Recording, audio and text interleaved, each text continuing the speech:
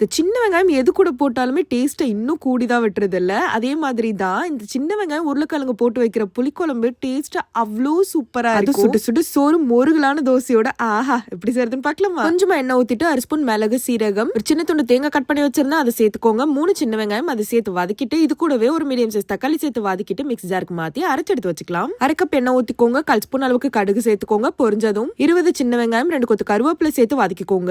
வெங்காயம் நல்லா கண்ணாடி பதம் வந்ததும் 3 மீடியம் சைஸ் தக்காளி சேர்த்து வதக்கிக்கலாம். 1/4 ஸ்பூன் மஞ்சத்தூள், 1 ஸ்பூன் அளவுக்கு கல்லுப்பு சேர்த்துக்கோங்க. எல்லாம் நல்லா வதங்கி வரட்டும். 2 பெரிய சைஸ் உருளைக்கிழங்கு கட் பண்ணி எடுத்து வச்சிருந்தா அதை சேர்த்து கலந்து விட்டுக்கலாம். 2 டேபிள் ஸ்பூன் குழம்பு மிளகாய் தூள் சேர்த்து கலந்துட்டு இப்ப நம்ம ஃபர்ஸ்ட் ரெடி பண்ணோம் இல்லையா அதை அரைச்சு எடுத்து வச்சிருந்ததை சேர்த்துக்கலாம். 1 கிளாஸ் அளவுக்கு தண்ணி ஊத்திக்கோங்க. நல்லா கொதி வரட்டும். சின்ன நெல்லிக்காய் சைஸ் அளவுக்கு புளி தண்ணி கரைச்சு வச்சிருந்தா அதை சேர்த்து கலந்து விட்டுருங்க. இப்ப லோ ஃபிளேம்ல வச்சுட்டு நல்ல ஒரு 6 to 7 நிமிஷம் கொதிச்சு வந்ததும் ஆஃப் பண்ணீங்கன்னா சூப்பரான சின்ன வெங்காயம் உருளைக்கிழங்கு புளிக்குழம்பு ரெடி. உங்களை பார்க்க வச்சுட்டு சாப்பிட்றேன்னா இல்லைங்க.